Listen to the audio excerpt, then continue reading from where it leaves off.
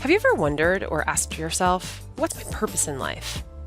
Over 6 immersive days at Date with Destiny, Tony Robbins can help you find that answer, providing you tools to reshape your destiny and design the life of your dreams. Date with Destiny is Tony's favorite event, and it's the one you might have seen in that Netflix documentary, I Am Not Your Guru. Here's what happens, though, over those 6 days. You start out by gaining a deep understanding of what truly motivates you. Then you identify the triggers that create pain and pleasure in your life, and learn the strategies to eliminate pain for good. Finally, you'll learn how to ignite or reignite your passion to achieve your ultimate vision of your life, career, finances, health, and relationships. As Tony says, it is in your moments of decision that your destiny is shaped. This is your chance to make the ultimate breakthrough and to start living the life you desire and deserve. To learn more about Date with Destiny, visit www.tonyrobbins.com/destiny.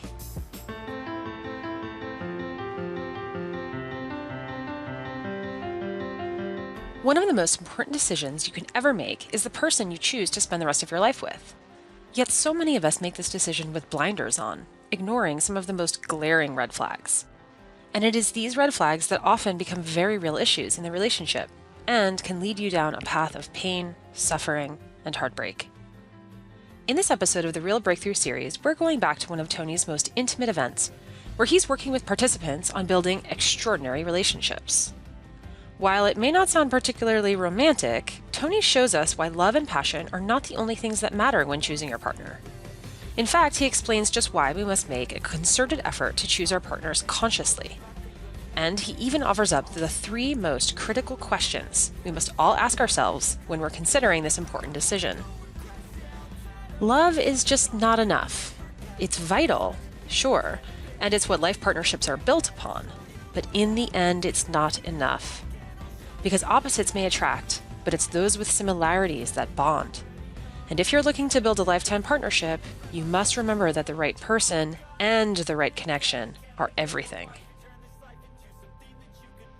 Okay, so this one is not resolved. So my husband isn't here. He's deployed. He's in the Navy. And so our biggest disconnect, our marriage is in the death stage. He wants to separate and get divorced. A little emotional, so bear with me. So he doesn't want to have kids, and I do. It took him 9 years to tell me. And so I'm really struggling with the fact that I still really love him, and there's a lot of polarization. Traction is strong. There's obviously... On both sides? Yeah, both sides. So really struggling with the fact I know he loves me unconditionally, and he wants to let me go so I can have my desire. So really having a hard time with it. I understand. And what's your question? My question is, how do I...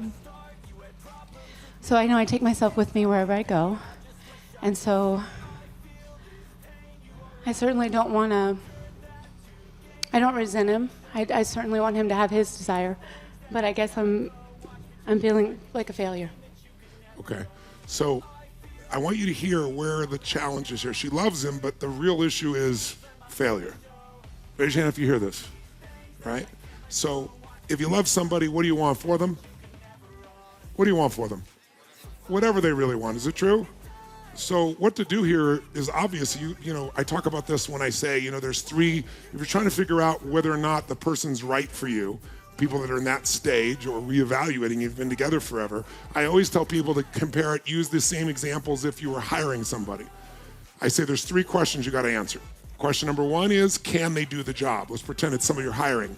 Because by the way, in your business, it's not the person you hire, it's the person you failed to your business, true? And when it comes to intimate relationship, it's equally important. The right person and the right connection is everything. So you guys have a great love and a great, sounds like polarity from the perspective of what you're saying, but you have different goals. So here's how that looks. Question 1, can they do the job?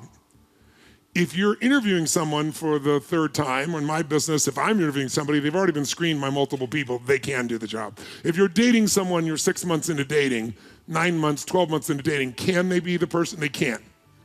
Second question is more important. Will they do the job well long term? In business, it's easy to look at. It takes the charge off it, right? How do I know if they will do the job long term? Because in the beginning, does everybody do a good job? Most people, yes or no? And when they're selling you in the interview process, they're definitely going to sell you on it. But whether they're going to do a good job long term is based on two things to remind you. One, are their goals aligned with the job? Right? So let's use job because it's less charged, right? So the example that I'll often share at Date with Destiny, because it's just so vivid for me, is that Bonnie Pearl and I had a personal assistant. You can imagine if you're an assistant with us, we're 24/7 people. We're on every different time zone. We live in, multiple countries. And so for a person of that nature to become part of our family, we had a woman named Lizzie who's still super close to us. She's extended family for us. But she was our assistant for almost 6 years, 5.5 years. And then she fell in love and she ended up getting married and having kids, and so she couldn't be our assistant. So we looked for somebody new. And where did we look? We looked at the LA Personal Assistants Association, which sounds like a natural place because we have all these celebrity clientele. Certainly somebody who's worked in that environment knows how to deal with them at the level of quality we would expect. But then we went through, I think, 5 or 6 people in almost 2 years, and we'd never done that before. And then I woke up and realized what it was. A person who goes to Hollywood to become a personal assistant is not usually going because their life dream is to support a family and make a difference. What's their life dream? They want to be an actress or an actor or whatever it is. And who do they want to talk to? My clientele. They want to pick up the phone and they want to talk to Oprah, right? They want somebody who can make it. Tony Hopkins, Anthony Hopkins, most of you know him as, right? Quincy Jones, whoever it is, Pitbull. Those are all my friends and clientele. Hugh Jackman. These are all people that they take unbelievable care of and treat everybody else like shit, right? So it's very obvious that it was my fault. I picked somebody, nothing wrong with these people, they just have different goals. The goals will not be fulfilled by the job. Make sense? And so I can remember going to Fiji and we're in line and she and I are playing and we're arguing over which line's going faster. So we pick separate lines, we play fight, be competitive, be funny. And I hear this voice behind me, Tony, and I turn around and this guy I'd known for years, very wealthy man, very successful man. Hadn't seen him in probably 10 years, 8 years, 9 years, whatever it's been. And I said, what are you doing here? And he said, what are you doing here? I said, well, I have a resort and I have a home here. Because I didn't realize that.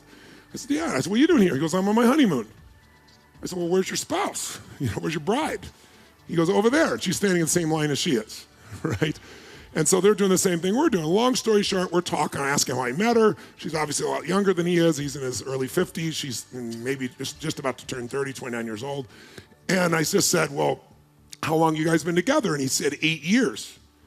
I said, wow, 8 years. I said, you're just now getting married. How come? He goes, she wore me down. Now, the minute he says that, my gut's like, oh my God, right? This is a disaster waiting to happen.